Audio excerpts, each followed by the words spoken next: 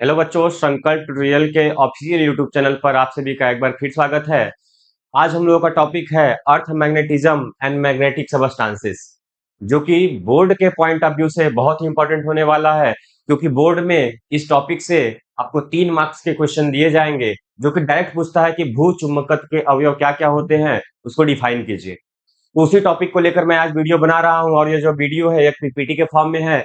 पूरा आपको notes provide किया जाएगा। तो वीडियो को स्टार्ट करने से पहले आप सभी लोग से मैं एक रिक्वेस्ट करूंगा कि आप सभी लोग एक कॉपी पेन लेकर बैठिए और अपना नोट्स प्रिपेयर करते चलिए। तो टॉपिक हम लोगों का बच्चों फिर से एक बार अर्थ मैग्नेटिज्म एंड मैग्नेटिक सबस्टांसेस। तो सबसे पहले हमको इसमें ये देखना है कि तुल्यांकी धारावाही प्रणालिका के रूप में क्षण चुंबक। तो बच्चों सबसे पहला हमारा टॉपिक क्या है इसमें? तुल्यांकी धारावाही प्रणालिका के रूप में क्षण चुंबक। क्षण चुंबक कहने का मतलब यह होता है कि यह हमारे पास कुछ इस टाइप से होता है चुंबक, क्षण चुंबक, जिसमें 2 पोल होते हैं। एक होता है हमारे पास नॉर्थ पोल और एक होता है हमारे पास क्या, साउथ पोल। तुल्यांकी धारावाही प्रणालिका हम लोग इसको इसलिए बोल रहे हैं क्योंकि यह क्या होता है, कुछ इस टाइप से होता है, जिसकी लंबाई उसकी त्रिज्या की अपेक्षा में बहुत ज्यादा होता है। और इसमें हम लोग क्या करते हैं, तांबे के तार को हम लोग क्या करते हैं, ऐसे ऐसे इसको लपेट देते हैं। और तांबे के तार को लपेटने के बाद इसमें हम लोग क्या करते हैं, करंट को फ्लो करा देते हैं। और हमको पता है कि जब किसी कॉइल में हम लोग करंट को फ्लो कराते हैं तो उसके चारों ओर एक मैग्नेटिक फील्ड क्या होता है, जनरेट हो जाता है। यानी यह प्रणाली का एक दंड चुंबक की भांति व्यवहार करने लगेगा। कहने का मतलब ये है कि यह जो प्रणालिका है, जब इसको हम लोग स्वतंत्रता पूर्वक लटकाएंगे तो यह भी उत्तरी और दक्षिण ध्रुव में क्या होगा, सर जाएगा। मतलब एज सिमिलर यह एक दंड चुंबक की भांति क्या करने लगेगा, व्यवहार करने लगेगा। तो इसमें थोड़ा सा हमारे पास डेरिवेशन है। हमको देखना यह है कि हमारे पास अगर तुल्यांकी धारावाही प्रणालिका है, उस प्रणालिका के अक्ष के अनुदिश चुंबकीय क्षेत्र की वैल्यू कितनी होती है। तो उसके लिए हमको यह मानना होगा कि माना एक हमारे पास क्या है, प्रणालिका है। ठीक है। प्रणालिका की प्रणालिका की लंबाई जो हम लोग माने हुए हैं बच्चों, जो प्रणालिका की लंबाई हम लोग माने हुए हैं, उसको हमने कितना माना हुआ है, 2l माना हुआ है। प्रणालिका की लंबाई हमने कितना माना हुआ है, 2l माना हुआ है। ठीक है। उसके बाद उसके बाद हमने क्या माना हुआ है, उसके बाद हमने क्या माना हुआ है,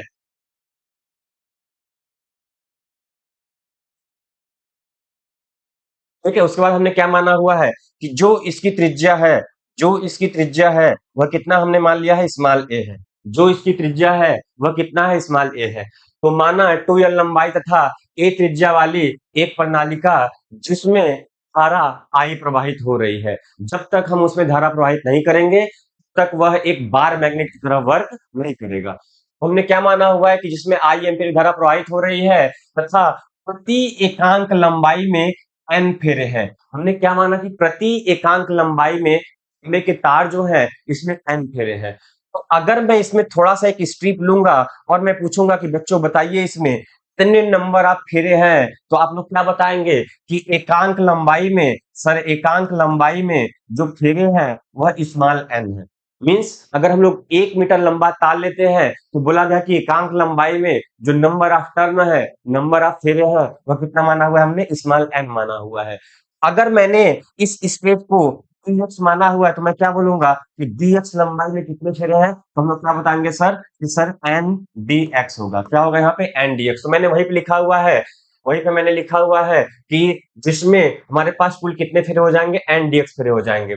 हमको करना क्या है कि इस प्रणालिका के केंद्र O से r मीटर की दूरी पर एक बिंदु P है। इस प्रणालिका के केंद्र O से r मीटर की दूरी पर एक बिंदु क्या हमारे पास P है, जहां पर हमको क्या करना है, चुंबकीय क्षेत्र की गणना करनी है।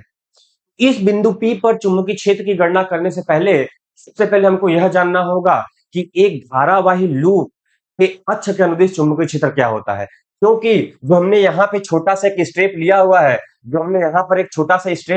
है, उस स्टेप में हमको क्या दिख रहा है, कि यह जो हमने पार्ट लिया हुआ है यह एक धारावाही लूप है। एक छोटा सा क्या है हमारे पास, धारावाही लूप है। तो धारावाही लूप के कारण जो चुंबकीय क्षेत्र होता है वह होता है B equal to mu naught N I A square upon two A square plus X square के पावर 3/2। ये होता है हमारे पास क्या, कि धारावाही लूप के अक्ष के अनुदिश चुंबकीय क्षेत्र। कहने का मतलब यह है कि एक धारावाही लूप हमारे पास कुछ इस टाइप से है, जिसकी त्रिज्या हमने स्मॉल ए माना हुआ है। अक्ष का मतलब यह हुआ कि इसके केंद्र से यक्ष डिस्टेंस की दूरी पर हमारे पास कोई पॉइंट क्या रहेगा, पी रहेगा। उसी को हम लोग क्या बोलते हैं, उसी को हम लोग क्या बोलते हैं, अक्ष बोलते हैं। तो आइए बच्चों हम इसको देखते हैं। तो इसमें हमको क्या करना रहेगा, इसमें हमको क्या करना रहेगा कि इस पॉइंट पी पर हमको क्या करना है, विद्युत चुंबकीय क्षेत्र की क्या करनी है, हमको गणना करनी है। तो डेरिवेशन वाला पार्ट हमारे पास यहाँ रहेगा। तो इसमें हमने क्या माना हुआ है, इसमें हमने क्या माना हुआ है, यही हमारे पास फिगर है। इसमें हमने, और हमको क्या करना है कि पहले इस छोटे से स्ट्रेप के कारण इस पॉइंट पी पर चुंबकीय क्षेत्र कितना होगा। जो छोटा सा मैंने स्ट्रेप यहाँ पे लिया हुआ है, जो छोटा सा मैंने लंबाई यहाँ पे लिया हुआ है डीएक्स, इस डीएक्स के कारण इस बिंदु पी पर चुंबकीय क्षेत्र क्या होगा। और उसमें हम लोग क्या करेंगे, उसमें हम लोग क्या करेंगे, वही धारावाही परिनालिका, धारावाही लूप के अक्ष पर चुंबकीय क्षेत्र क्या होता है। तो इस पे हम लोग को क्या देखना है, तो बिंदु बिंदु ओ के कारण, मैंने क्या बोला, डीएक्स लंबाई के कारण, डीएक्स लंबाई के कारण, डीएक्स के कारण, डीएक्स के कारण बिंदु पी पर, बिंदु पी पर चुंबकीय क्षेत्र, बिंदु पी पर चुंबकीय क्षेत्र। तो हमको क्या मिलेगा, बिंदु पी पर चुंबकीय क्षेत्र, चुंबकीय क्षेत्र। तो अभी मैंने लिखा हुआ था कि किसी भी धारावाही लूप के अक्ष के अनुदिश जो चुंबकीय क्षेत्र होता है, वह होता है कुछ हमारे पास, वह होता है हमारे पास कुछ d equal to mu naught N I A square upon 2 bracket में A square plus X square की पावर 3/2। इसी चीज को हमको कंपेयर करना है, और इस छोटे से स्ट्रेप के कारण जो चुंबकीय क्षेत्र उसको हमको लिखेंगे। अगर मैंने यहाँ पे छोटा सा स्ट्रेप लिया हुआ है, इसका मतलब जो बिंदु P पर चुंबकीय क्षेत्र होगा वह भी क्या होगा, बहुत ही स्मॉल होगा। और बहुत ही स्मॉल क्वांटिटी के लिए हम लोग यूज करते हैं स्मॉल डी, इसको लोग क्या यूज करते हैं, स्मॉल डी। तो small D D equal to हो जाएगा, हमको क्या लिखना है, म्यू नॉट लिखना है। तो हो जाएगा हमारे पास म्यू नॉट, उसके बाद हमको लिखना है एन। एन क्या होता है, number of turn per unit length. तो हमने लेंथ कितना माना हुआ है यहाँ पे, dx माना हुआ है। तो मैंने बताया हुआ था कि नंबर ऑफ टर्न यहाँ पे कितना हो जाएगा, तो हमारे पास एन डी एक्स हो जाएगा, एन डी एक्स हो जाएगा। हमने करंट कितना फ्लो कराया है, इसमें आई करंट फ्लो कराया हुआ है। उसके बाद इसका हमने रेडियस कितना माना हुआ है, इसका हमने रेडियस कितना माना हुआ है, स्मॉल ए। तो यहाँ पे हमारे पास क्या होगा, ए स्क्वायर अपान हमारे पास क्या होगा 2। उसके बाद हमारे पास क्या होता है, ए स्क्वायर मतलब रेडियस ए स्क्वायर, और एक्स क्या होता है, इस स्ट्रेप से इस पॉइंट के पी के बीच का डिस्टेंस। अगर हम इस डिस्टेंस को निकालना चाहे कि यहां से लेकर यहां तक का डिस्टेंस क्या होगा, तो यहां से यहां तक का आर है और यहां से यहां तक का यक्स है। तो हम लोग सीधे सीधे बोल सकते हैं कि ये जो हमारे पास डिस्टेंस होगा वह आर माइनस क्या होगा बच्चों, यक्स होगा। वह हमारे पास क्या होगा, आर माइनस क्या हो जाएगा, हमारे पास एक्स हो जाएगा। जब इस वैल्यू को हम यहाँ पे पुट करेंगे तो मिलेगा हमको प्लस का आर माइनस का यक्स का होल स्क्वायर के पावर 3/2 मिल जाएगा हमको। क्या मिल जाएगा, क्या मिल जाएगा हमको, D B equal to mu naught N D X I A square upon 2 A square plus R minus X का स्क्वायर का पावर 3/2। ये तो हमने क्या किया, इस छोटे से स्ट्रेप के कारण पॉइंट पी पर हमने क्या किया, चुंबकीय क्षेत्र निकाला हुआ है। अब हम लोग ये देखेंगे कि इस पूरे प्रणालिका के कारण इस पॉइंट पी पर चुंबकीय क्षेत्र क्या होगा। जैसे ही हम इस पॉइंट ओ से इस पॉइंट पी पर देखेंगे, तो हम क्या करेंगे, इसके एंड पॉइंट को देखेंगे और इस हमको ओ से कैलकुलेट करना है। और मैंने यह बताया हुआ था कि जो इसकी टोटल लेंथ है वह कितनी है, 2l है। हमने क्या बताया हुआ था कि जो इसकी लेंथ है टोटल वह कितनी है, 2l है। इसका मतलब अगर यह सेंटर है तो हाफ लेंथ हो जाएगा l, और हाफ लेंथ क्या हो जाएगा, हमारे पास l हो जाएगा। और हमको पता है कि हम लोग के चलेंगे तो इधर हमारे पास क्या होगा, नेगेटिव एक्सिस होगा, और अगर हम उस साइड चलेंगे तो हमारे पास क्या होगा, पॉजिटिव एक्सिस होगा। तो अगर हम पूरे प्रणालिका के कारण, पूरे प्रणालिका के कारण अगर बिंदु P पर चुंबकीय क्षेत्र देखेंगे तो वहां पर हम लोग देखेंगे integration minus L two plus L. क्योंकि इस O से हमको देखना है तो O से नेगेटिव डायरेक्शन में जा रहे हैं, फिर O से पॉजिटिव डायरेक्शन में जा रहे हैं, इसीलिए जो वहां पर लिमिट लगाएंगे हम लोग वो होगा minus L two plus L. तो यहाँ पे हमको क्या मिलेगा, अतः अतः अतः अतः पूरे पूरे परिनालिका के कारण परिनालिका के कारण परिनालिका के कारण कारण बिंदु P पर चुंबकीय क्षेत्र, बिंदु P पर चुंबकीय क्षेत्र, चुंबकीय क्षेत्र, चुंबकीय क्षेत्र। इसका मतलब हमको दोनों साइड का क्या करना होगा, इंटीग्रेशन करना होगा। तो यहाँ से हमको क्या मिलेगा, integration of dB equal to integration of mu naught N D X I A square upon क्या मिलेगा हमको बच्चों, two A square, two A square और प्लस का आर माइनस एक्स का स्क्वायर के पावर 3/2 मिलेगा। क्या मिलेगा हमको, पावर 3/2 मिलेगा। और हमने पढ़ा हुआ है कि dx का मतलब क्या हुआ है, dx का मतलब यह हुआ कि हमको x का इंटीग्रेशन करना है, बाकी जो कांस्टेंट रहेगा उसको हम लोग क्या कर देंगे, इंटीग्रेशन से बाहर कर देंगे। तो हमको यहाँ से क्या मिलेगा, तो हमको यहाँ से क्या मिलेगा, तो यहाँ से हमको बच्चों जो मिलेगा वह कुछ वह कुछ इस टाइप से मिलेगा कि अगर हम यहाँ पे एक चीज और देखें तो हमारे पास जो आर है, जो हमारे पास आर है, जो हमारे पास आर है वह क्या है, वह ए से बहुत ज्यादा बड़ा है। वह ए से क्या है, बहुत ज्यादा बड़ा है। यानी इस प्रणालिका के रेडियस से जो डिस्टेंस आर है वह बहुत ज्यादा बड़ा है। सिमिलरली हमारे पास जो आर है वह इस प्रणालिका से और भी बहुत ज्यादा बड़ा है। यानी इस हमारे पास ए से भी बड़ा है और इस 2l से भी बड़ा है। यानी हमारे पास क्या लिखेंगे यहाँ पे, 2l से भी हमारे पास r क्या है, बड़ा है। इसका मतलब क्या हुआ कि ये जो हमारे पास टर्म है, यानी कि जो हमारे पास ए स्क्वायर प्लस का r माइनस के स्क्वायर के पावर 3/2 का जो टर्म है, इसमें से कुछ टर्म क्या होगा, कट जाएगा। कहने का मतलब यह है कि यह नेग्लेक्ट हो गया, यह नेग्लेक्ट हो गया। हमारे पास आएगा आर स्क्वायर, हमारे पास क्या आएगा बच्चों, आर स्क्वायर के पावर 3/2। और जब हम लोग इसको सॉल्व करेंगे, तो शायद ये हमारे पास मिल जाएगा आर के पावर 3। क्या मिलेगा हमको, आर के पावर 3 मिल जाएगा।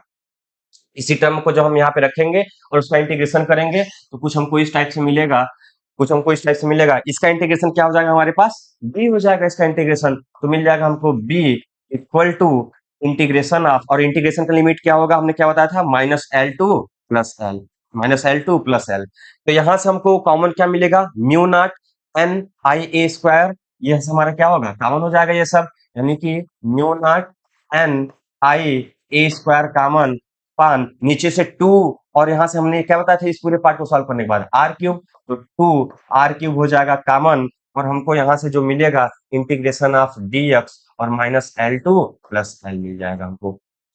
इसको अगर हम आगे देखें तो हमको क्या मिलेगा, b equal to mu not I N A square upon 2r³। इसका इंटीग्रेशन क्या आएगा, x, और जब लिमिट पुट करेंगे तो l, और ये प्लस l हो जाएगा, और यहाँ से हमको क्या मिलेगा बच्चों, 2l मिल जाएगा। यहाँ से हमको क्या मिलेगा, 2l मिल जाएगा। अब यहाँ से हम थोड़ा सा एक चीज और करते हैं कि म्यू नॉट, हमारे पास क्या है, म्यू नॉट, उसके बाद हम लोग क्या करते हैं, n इंटू 2l को एक पास करते हैं। n इंटू 2l को हमने क्या किया, एक पास कर दिया। उसके बाद i को हमने ऐसे ही रहने दिया। उसके बाद हमारे पास क्या है, a स्क्वायर, और अपन हमारे पास क्या है, 2r³ है। कितना हमारे पास, 2r³ है। अच्छा बच्चों, जितना भी हमने इस मैग्नेटिक फील्ड में पढ़ा हुआ है उसमें हमने देखा हुआ था कि म्यू नॉट अपान 4 पाई आता था। क्या आता था, म्यू नॉट अपान 4 पाई। तो म्यू नॉट अपान 4 पाई के रूप का बनाने के लिए हम लोग इसमें क्या करेंगे, 2 पाई से मल्टीप्लाई करेंगे और 2 पाई से हम लोग क्या करेंगे, डिवाइड कर देंगे। हमको यहाँ से क्या मिल जाएगा, वह मिलेगा b equal to mu naught n into 2l into I into, यहाँ से कितना मिलेगा हमारे पास, pi a square into 2 upon हमको क्या मिल जाएगा, 4 पाई इंटू क्या मिल जाएगा हमको, r³ मिल जाएगा। शायद यहाँ से कुछ टॉपिक देखा हुआ हमको लग रहा है, जिसको लोग बोलते हैं मैग्नेटिक डाइपोल मोमेंट, मतलब चुंबकीय द्विध्रुव आघूर्ण। चुंबकीय द्विध्रुव आघूर्ण क्या होता है, कैपिटल M इक्वल टू हमारे पास होता है, कैपिटल M इक्वल टू हमारे पास होता है, इसका एरिया कितना है, इसको लोग बोलते हैं NIA। क्या होता है capital M equal to NIA, ठीक है, NIA। तो ये हमारे पास क्या होगा, कैपिटल N हो जाएगा। ये हमारे पास क्या है, I है, और हमारे पास क्या है, ये हमारे पास क्या है, यहाँ से एरिया होता है हमारे पास क्या होता है, ये एरिया। तो यहाँ से हमको ये चीज पूरी एरिया की मिल गई है, यहाँ पे करंट मिल गया है, हमारे पास ये मिल गया है। तो जब हम इसको वैल्यू को यहाँ पे पुट करेंगे तो हमको कुछ इस टाइप से मिलेगा, B equal to mu not upon 4 pi, mu not upon 4 pi, mu not upon 4 pi, वहां से 2 बचा हुआ है और ये पूरा हो गया हमारे पास कैपिटल एम, तो मिल जाएगा 2 कैपिटल एम अपान क्या मिल जाएगा हमको बच्चों, आर क्यूब। यानी हमको फाइनली आंसर क्या मिलेगा, mu not upon 4 pi 2 capital M by R cube, where capital M is magnetic dipole moment. इस देखते हैं हम लोग, हमने क्या किया हुआ है कि एक छोटा सा यहाँ पे स्टेप लिया हुआ है और इस छोटे से भाग के कारण पॉइंट पी पर हमने क्या किया है, चुंबकीय क्षेत्र को कैलकुलेट किया है। और हमको पता है कि ये जो छोटा सा भाग होगा वो हमारे पास क्या होगा, धारा, हमारे पास क्या होगा, धारावाही लूप के भांति व्यवहार करेगा। और हमने पढ़ा हुआ है कि जो धारावाही लूप होता है उसके अक्ष के अनुदिश जो चुंबकीय क्षेत्र होता है वो होता है mu not I A square upon 2 A square plus X square power 3/2। तो उसी को हमने क्या किया, ध्यान रखते हुए इस छोटे स्टेप के कारण पहले हमने पॉइंट पी पर चुंबकीय क्षेत्र निकाला है, फिर दोनों साइड हमने क्या किया, सिंपल सा इंटीग्रेशन कर दिया। तो हमको आंसर क्या मिला हुआ है, B equal to mu naught upon 4 pi 2m by R cube. तो बच्चों जो हमारे पास अगला टॉपिक है, जो हमारे पास अगला टॉपिक है वह है धारावाही प्रणालिका की क्षण चुंबक से समानता। यानी हम लोग देखेंगे कि जो धारावाही प्रणालिका है वह क्षण चुंबक से क्या है, किस प्रकार क्या है, समानता रखता है, किस प्रकार क्या है, ये समानता रखता है। जैसे जो सबसे पहला टॉपिक है हमारे पास, वो हमको उसको क्या बोलते हैं, उसको धारावाही प्रणालिका एवं क्षण चुंबक दोनों ही स्वतंत्रता पूर्वक लटकाए जाने पर उत्तरी और दक्षिण ध्रुव में क्या करते हैं, ठहरते हैं। जैसे हमने क्या देखा हुआ था कि किसी क्षण चुंबक को स्वतंत्रता पूर्वक हम लोग क्या करते हैं, लटकाते हैं, स्वतंत्रता पूर्वक हम लोग क्या करते हैं, लटकाते हैं, तो यह हमेशा नॉर्थ और साउथ पोल में क्या करता है, स्टॉप होता है। सिमिलरली हमारे पास जो धारावाही प्रणालिका भी होती है वह एक क्षण चुंबक की भांति व्यवहार करती है। इसका मतलब यह हुआ कि जिस प्रकार दर्द चुंबक को स्वतंत्रता पूर्वक लटकाते हैं तो उत्तरी और दक्षिणी ध्रुव में ठहरता है, ठीक उसी प्रकार प्रणालिका को भी अगर हम स्वतंत्रता पूर्वक लटकाएंगे तो वह भी क्या होगा, उत्तरी ध्रुव और दक्षिणी ध्रुव में क्या होगा, ठहरेगा। उसके बाद हमारे पास क्या है कि दो धारावाही प्रणालिकाएं परस्पर उसी प्रकार आकर्षण तथा प्रतिकर्षण करती है जिस प्रकार दो क्षण चुंबक परस्पर आकर्षण तथा प्रतिकर्षण करते हैं। जैसे हमने देखा हुआ था कि अगर एक क्षण चुंबक के पास कोई दूसरा क्षण चुंबक लाया जाए और इन दोनों का जो ध्रुव है वह विपरीत हो, तो विपरीत ध्रुव एक दूसरे को क्या करते हैं, आकर्षित करते हैं, और समान ध्रुव एक दूसरे को क्या करते हैं, प्रतिकर्षित करते हैं। ठीक उसी प्रकार अगर हमारे पास कोई प्रणालिका है और इसमें कोई करंट को फ्लो करा रहे हैं हम लोग, करंट क्लॉकवाइज साइड हमको दिख रही है तो वह होता है साउथ पोल, और जहां पे एंटी क्लॉकवाइज होता है उसको लोग क्या बोलते हैं, नॉर्थ पोल बोलते हैं।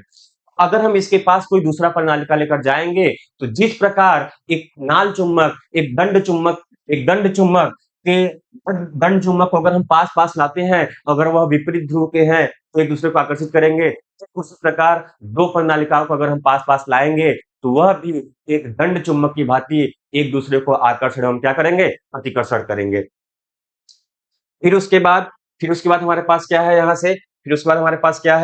यहाँ से हमको क्या दिख रहा है कि धारावाही प्रणालिका एवं क्षण चुंबक दोनों लोहे के छोटे छोटे टुकड़ों को अपनी ओर क्या करते हैं, आकर्षित करते हैं। जैसे हमने देखा हुआ है बचपन में कि एक चुंबक को लेते हैं और कुछ ऐसा वैसा गिरा होता है गड्ढा वगैरह में, पानी वगैरह में, तो हम उसको रस्सी से बांध के क्या करते हैं, निकाल लेते हैं। यानी चुंबक का प्रॉपर्टी क्या होती है कि वह जो चुंबक है वह लोहे या लोहे से बनी हुई वस्तुओं को अपनी ओर आकर्षित करती है। ठीक उसी प्रकार जो धारावाही प्रणालिका भी होती है वह भी छोटे छोटे लोहे के टुकड़े को अपनी ओर क्या करती है, आकर्षित कर लेती है। और लास्ट हमारे पास है कि धारावाही प्रणालिका एवं क्षण चुंबक दोनों के समीप पास ले जाने पर सुई विक्षेपित हो जाती है। जैसे मैंने देखा हुआ है, हम लोग देखे हुए हैं कि जब किसी भी क्षण चुंबक के पास हम लोग जब कोई कंपास को लेकर जाते हैं, तो हम लोग क्या देखते हैं कि वह क्या होने लगता है, विक्षेपित होने लगता है। क्यों? Due to magnetic field line, चुंबकीय क्षेत्र रेखाओं के कारण वह क्या होने लगता है, वहां पे क्या होने लगता है, विक्षेपण होने लगता है। तो वही है हमारे पास यहाँ पे कि धारावाही प्रणालिका एवं क्षण चुंबक दोनों के समीप कंपास सुई ले जाने पर सुई विक्षेपित हो जाती है।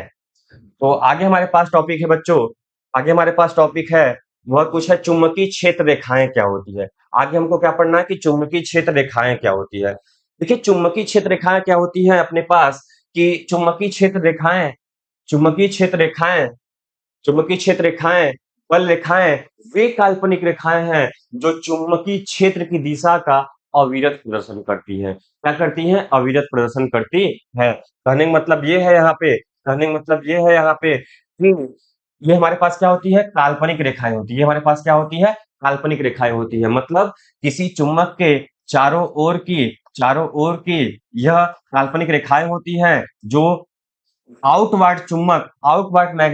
Outward magnet north to south pole होती हैं, और इनवर्ट मैग्नेट क्या होती है हमारे पास? साउथ टू नॉर्थ होती है। कुछ इस टाइप से होता है।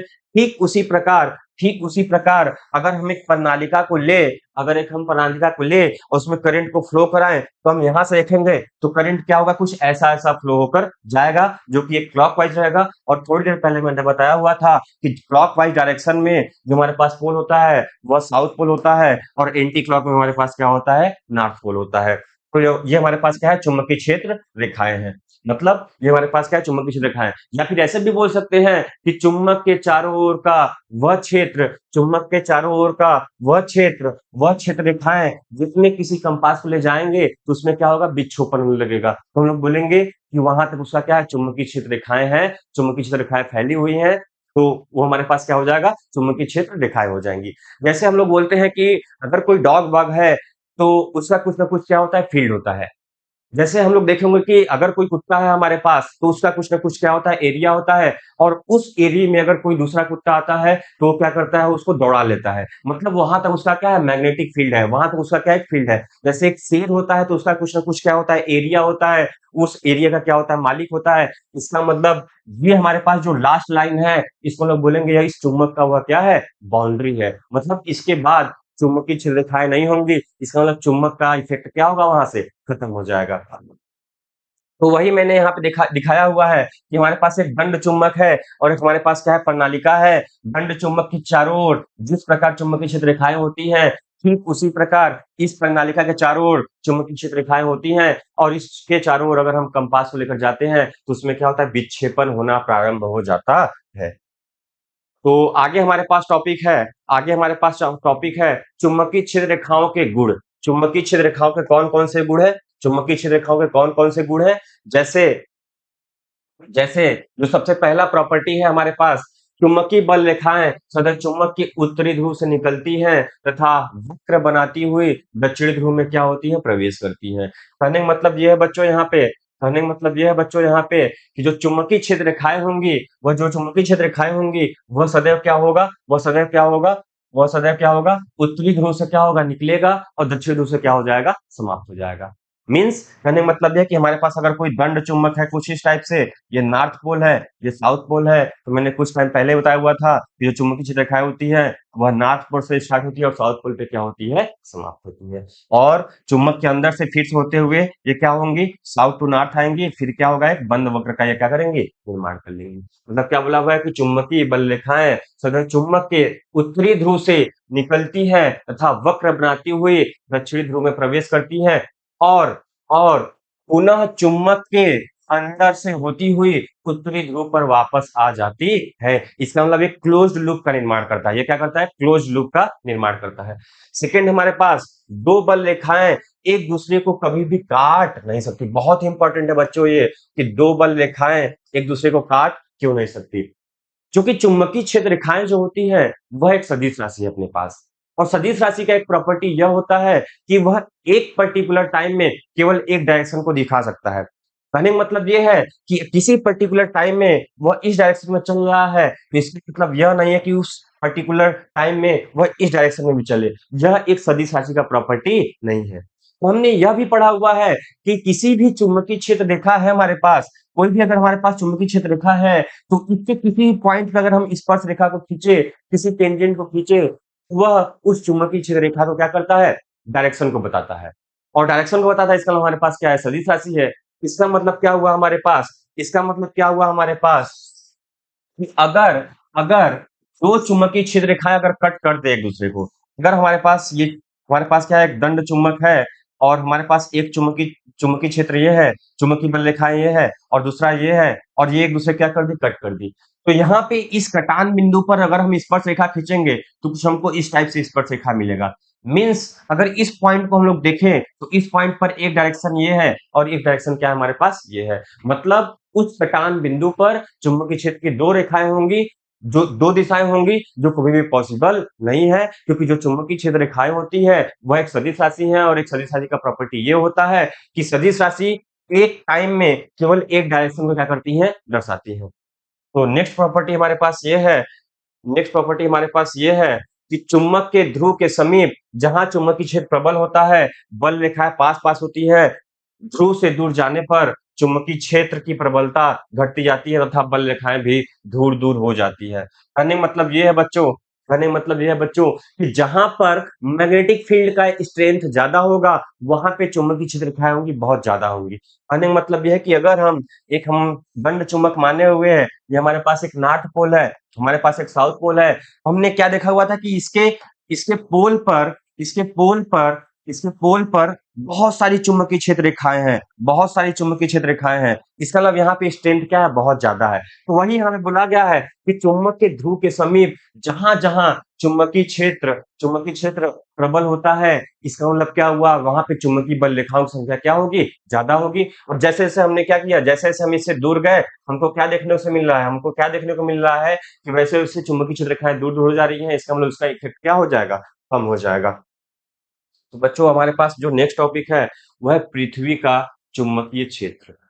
एकदम इसको आंख बंद करके जैसे लिखा हुआ है एकदम वैसे छाप लीजिए कॉपी में और उसको रट जाइए एकदम, क्योंकि एग्जाम के पॉइंट ऑफ व्यू से यह बहुत ही इंपॉर्टेंट टॉपिक है अपने पास कि पृथ्वी का चुंबकीय क्षेत्र। पृथ्वी का चुंबकीय क्षेत्र करने का मतलब ये हुआ कि क्वेश्चन आपसे ये पूछता है कि भू चुंबकत्व के अवयव क्या है। क्वेश्चन क्या पूछता है आपसे कि भू चुंबकत्व के अवयव क्या है।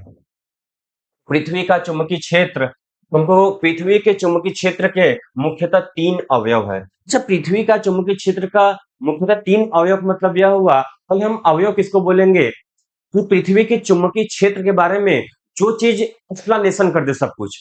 कहने का मतलब यह है कि remedy for all disease, means एक ऐसा ये हमारे पास रेमेडी होता है जो अर्थ के मैग्नेटिक फील्ड के बारे में सब कुछ बता देता है।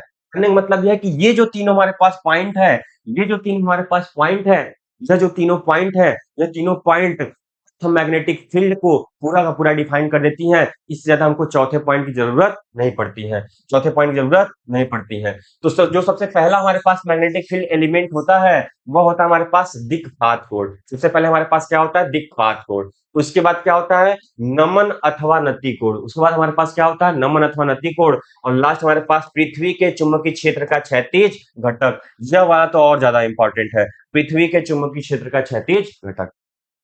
तो इन तीनों टॉपिक को समझने से पहले हमको कुछ और टॉपिक जानना होगा। जैसे अगर हमारे पास अगर मैंने लेट किया कि हमारे पास ये अर्थ है, तो हमने क्या पढ़ा हुआ है कि हमारे पास क्या होता है, एक नॉर्थ पोल होता है, एक हमारे पास क्या होता है, साउथ पोल होता है। मतलब हमारे पास एक उत्तरी ध्रुव होता है और हमारे पास क्या होता है, दक्षिणी ध्रुव होता है। इस उत्तरी और दक्षिणी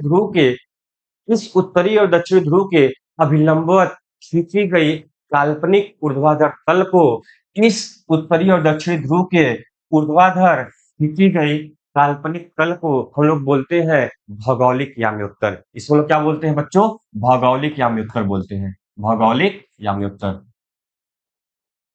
भौगोलिक याम्योत्तर, याम्योत्तर। ठीक है, मीन्स किसी स्थान पर पृथ्वी के उत्तरी ध्रुव एवं दक्षिणी ध्रुव को ऊर्ध्वाधर समतल में काटा जाए तो वह जो समतल रेखा होती है, जो काल्पनिक समतल है, उस काल्पनिक समतल को हम लोग क्या बोलेंगे, भौगोलिक याम्योत्तर। और हमको पता है कि जो अर्थ है वह क्या हमारे पास थोड़ी सी क्या है, रोटेट है। 23.5 हमारे पास क्या है, वो रोटेट है। तो अगर ये रोटेट है तो हम जब किसी चुम्बक को रखेंगे यहाँ पे, तो वह उसका साउथ पोल इस साइड क्या होगा, अट्रैक्ट होगा, और उसका नॉर्थ पोल कुछ इस साइड अट्रैक्ट होगा। इसका मतलब यह हुआ कि हमारे पास क्या है, नॉर्थ पोल है जो कि साउथ पोल को अपनी ओर अट्रैक्ट कर रही है, और यह साउथ पोल है जो कि नॉर्थ पोल को अपनी ओर क्या कर रही है, अट्रैक्ट कर रही है।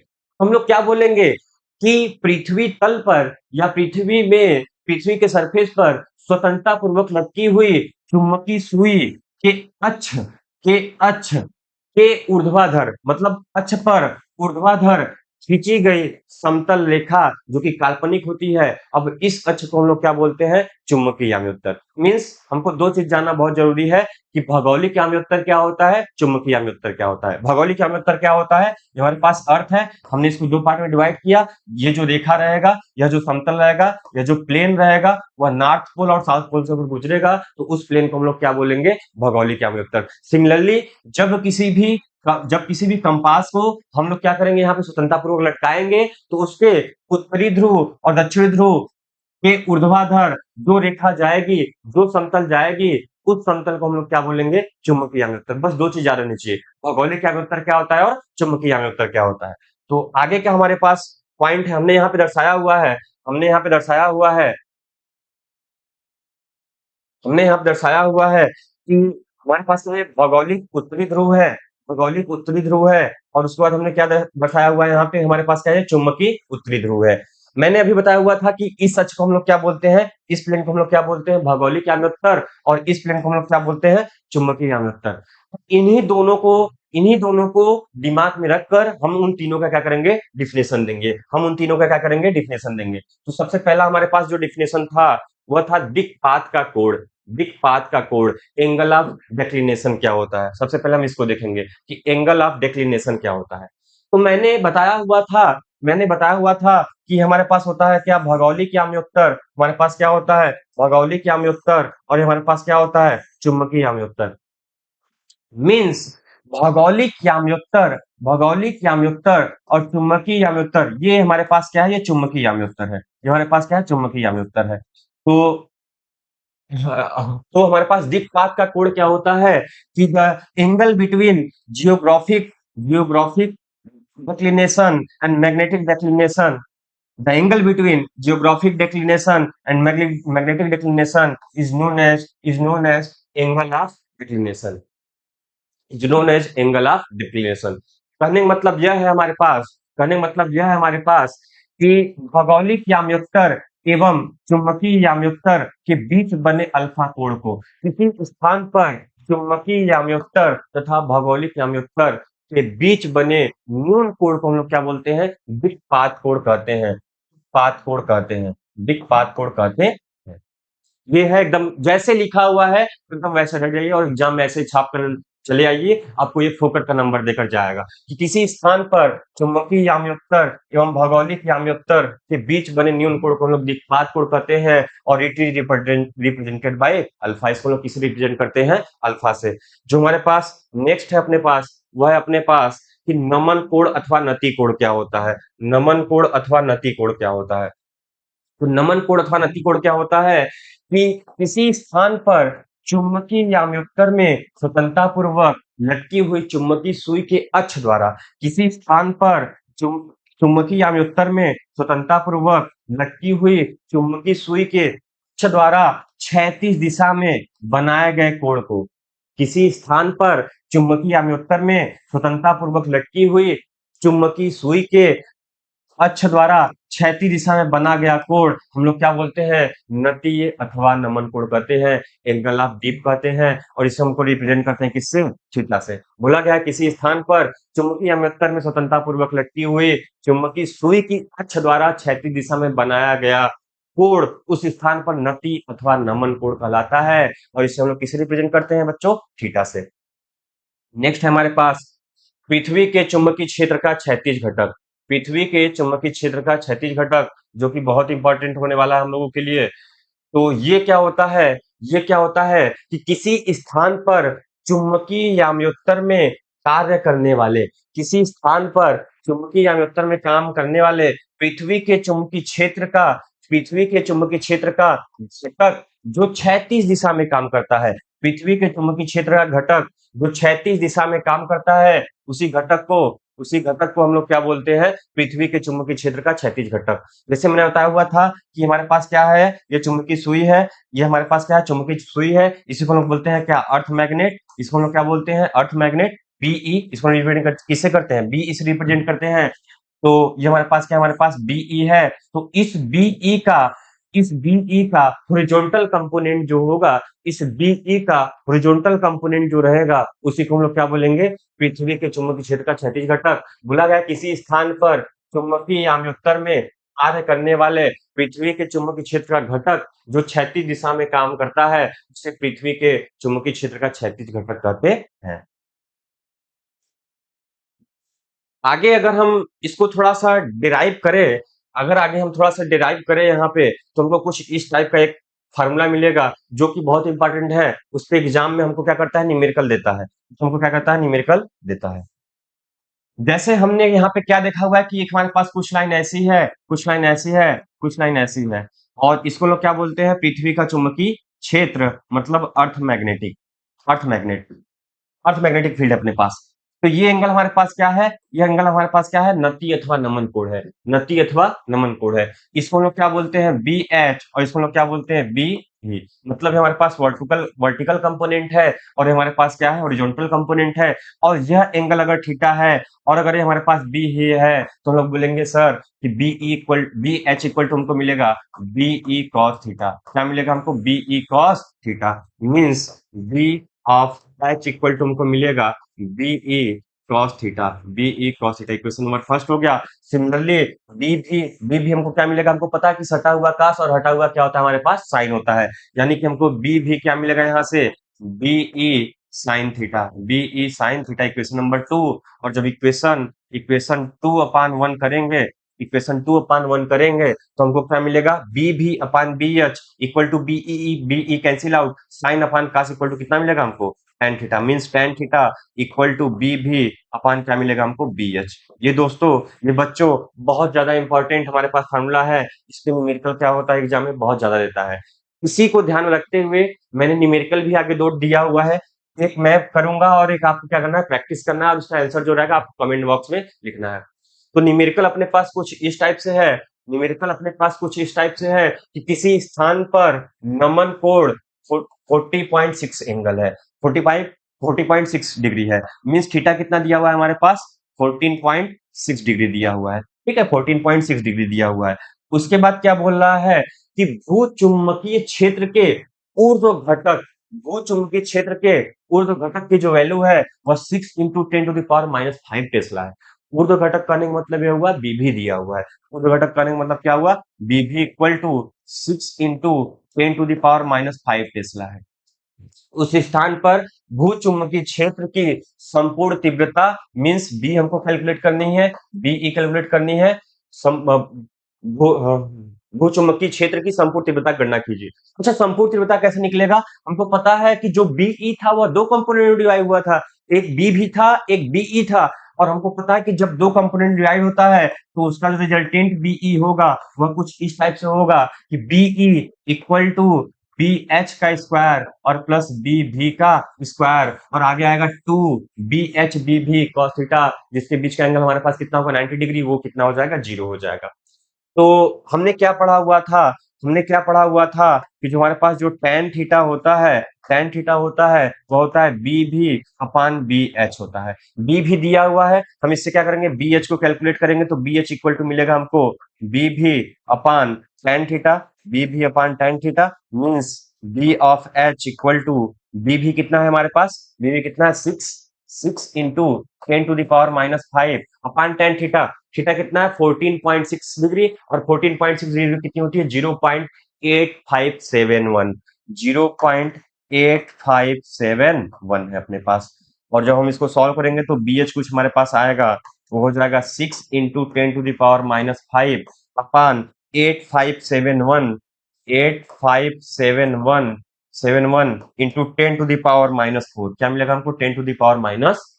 जब इसको ऊपर लेके जाएंगे तो हमको मिलेगा B H equal to 6 into 10⁻⁻1 upon 8571। ठीक है बच्चों। और जब हम लोग इसको सॉल्व करेंगे तो कुछ इस टाइप से मिलेगा। 6 1 जा 6 हो जाएगा, 6 4 जा 24 हो जाएगा, 1, फिर 6 2 जा कितना होगा? 12 हो जाएगा, फिर 5 कुछ बचेगा। जब हम लोग इसको सॉल्व करेंगे तो बी एच का कुछ वैल्यू आएगा, बी एच का हमारे पास क्या होगा? कुछ वैल्यू आएगा। और जब हम इसमें पुट करेंगे तो हम आज क्या करेंगे? हम आंसर को निकालेंगे, क्योंकि हमको बी भी दिया हुआ है। सिमिलरली हम लोग क्या करेंगे? बी एच को कैलकुलेट करेंगे, फिर वहां पे हम क्या करेंगे? स्क्वायर करके वहां पे रख देंगे। सेकंड न्यूमेरिकल हमारे पास कुछ इसी टाइप से है। सेकंड न्यूमेरिकल हमारे पास कुछ इसी टाइप से है। उसमें क्या बोला हुआ है, किसी स्थान पर पृथ्वी के चुंबकीय क्षेत्र का क्षैतिज घटक, इस बार BH दिया हुआ है, इस बार BH दिया हुआ है और हमको दिया हुआ है कि 0.40 गॉस है एवं नमन कोण कितना है, 30 डिग्री है। नमन कोण कितना हमारे पास, पृथ्वी के चुंबकीय क्षेत्र के ऊर्ध्व घटक का मान तथा क्षेत्र की संपूर्ण तीव्रता बताइए। ठीक वैसे ही करना है हमको, ठीक वैसे ही करना है हमको। मैं थोड़ा सा स्टेप बता देता हूँ, आपको आंसर वहां पे कमेंट बॉक्स में लिखना है। क्या दिया हुआ है कि BH हमको दिया हुआ है, वह हमारे पास 0.40 टेस्ला। थीटा हमको दिया हुआ है बच्चों, वह 30 डिग्री दिया हुआ है। बोला है कि बी भी क्या होगा और टोटल बी क्या होगा। क्या बोला हुआ है कि बी भी क्या होगा और टोटल क्या होगा, बी कितना होगा। अगर हमको बी भी कैलकुलेट करना है तो तुरंत हमको क्या करना होगा, tan थीटा इक्वल टू होता है बी भी अपान बी एच। तो यहाँ से हमको बी भी इक्वल टू मिलेगा, इसका मल्टीप्लाई बी एच इंटू क्या मिलेगा हमको, tan थीटा मिल जाएगा। तो यहाँ से हमको क्या मिलेगा, बी भी इक्वल टू बी एच, और बी एच हमारे पास कितना है 0.40 है, इंटू tan थीटा मीन्स कितना हमारे पास tan 30 डिग्री है, और tan 30 की वैल्यू कितनी होती है 1/√3। तो बी भी इक्वल टू मिलेगा 0.40 अपान √3। इसको आप लोग सॉल्व करिएगा। उसके बाद बोला है कि टोटल मैग्नेटिक फील्ड क्या होगा, क्षेत्र की संपूर्ण की तीव्रता क्या होगी। तो निकलेगा हमारे पास B E equal to root of B H का स्क्वायर और प्लस क्या मिलेगा हमको, बी भी का स्क्वायर। ये तीनों टॉपिक हम लोगों का हो गया समाप्त। यानी भू चुंबकत्व के हमें हमने 3 देखा, पात कोण, नति अथवा नमन कोण और पृथ्वी के चुंबकीय क्षेत्र का क्षैतिज घटक। उसका मैंने डेरिवेशन में करा दिया, प्लस 2 न्यूमेरिकल मैंने करा दिया है। आपको क्या करना है, कमेंट बॉक्स में इन दोनों न्यूमेरिकल का आपको क्या करना है, आंसर टाइप करना है। इसको ले लीजिए स्क्रीनशॉट। फिर आगे हमारे पास टॉपिक है जो कि और भी इंपॉर्टेंट होने वाला है, जो कि और भी इंपॉर्टेंट होने वाला है, पदार्थों का उनके चुंबकीय व्यवहार के आधार पर वर्गीकरण। मीन्स जो हमारे पास पदार्थ है उनके चुंबकीय व्यवहार के आधार पर हम क्या करेंगे, उसको वर्गीकृत करेंगे। और वह कुछ 3 टाइप से वर्गीकृत होता है। कितने टाइप से बच्चों वर्गीकृत होता है, वो 3 टाइप से। तो पहला हमारे पास है प्रतिचुंबकीय पदार्थ। प्रतिचुंबकीय पदार्थ मतलब क्या हुआ, डायमैग्नेटिक सबस्टांस। प्रति मतलब होता है प्रतिकर्षण, पृथ्वी मतलब क्या होता है हमारे पास, प्रतिकर्षण होता है। कुछ पदार्थ चुंबकीय क्षेत्र में रखे जाने पर क्षेत्र के विपरीत, बोला गया है ना, विपरीत मतलब क्या होगा हमारे पास, प्रति मतलब क्या होगा, प्रतिकर्षण, विपरीत मतलब क्या होगा, प्रतिकर्षण। विपरीत दिशा में मामूली से चुंबकित हो जाते हैं ये पदार्थ किसी, बस हमको क्या ध्यान देना, हमको मामूली से चुंबकित हो जाते हैं।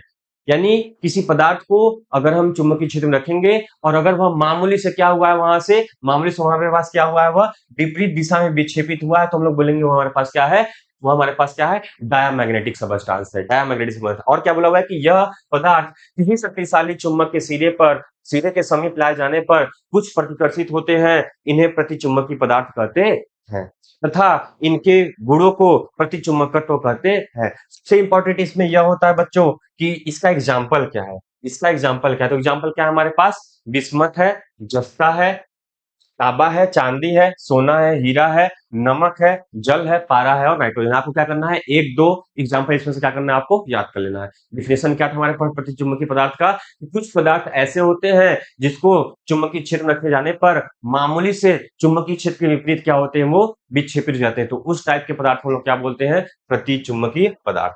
तो अगला हमारे पास है, अगला हमारे पास है अनुचुंबकीय पदार्थ क्या होता है। अगला हमारे पास है अनुचुंबकीय पदार्थ क्या होता है।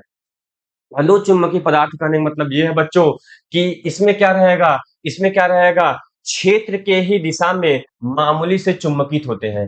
मींस अगर क्षेत्र की विपरीत दिशा में मामूली सा चुंबकित होगा तो उसको प्रतिचुंबकीय पदार्थ, और क्षेत्र की दिशा में मामूली सा चुंबकित होगा मींस आकर्षित होगा तो उसको लोग क्या बोलते हैं, अनुचुंबकीय पदार्थ कहते हैं। मींस अगर आप एक टॉपिक तैयार की कि प्रतिचुंबकीय क्या होता है, आपका अनुचुंबकीय भी हो जाएगा और लौ चुंबकीय भी हो जाएगा। तो इसमें क्या बोला हुआ है कि कुछ पदार्थ चुंबकीय क्षेत्र में रखे जाने पर क्षेत्र की ही दिशा में मामूली से चुंबकित हो जाते हैं तथा किसी शक्तिशाली चुंबक के सिरे के समीप लाए जाने पर, सिरे के समीप लाए जाने पर आकर्षित हो जाते हैं। मतलब ये क्या होते हैं, आकर्षित होते हैं। उसके बाद हमारे पास एग्जाम्पल क्या है, हमारे पास एग्जाम्पल क्या है, एल्युमिनियम है, सोडियम है, प्लेटिनम है, मैग्नीज है, कॉपर क्लोराइड है, तरल ऑक्सीजन है, लिक्विड हमारे पास क्या है, ऑक्सीजन है। अगर हमारे पास कुछ ऐसा है तो उस टाइप के उस टाइप के सबस्टांस को हम लोग क्या बोलेंगे? पैरामैग्नेटिक सबस्टांस बोलेंगे। मतलब जो मामूली से क्या होंगे? चुंबकीय क्षेत्र की दिशा में क्या होंगे? मामूली से आकर्षित होंगे। और हमारे पास आज का बच्चों बहुत ही लास्ट टॉपिक है और जो कि बहुत ही इंपॉर्टेंट होने वाला है, लौह चुंबकीय पदार्थ क्या होता है? लौह चुंबकीय पदार्थ क्या होता है?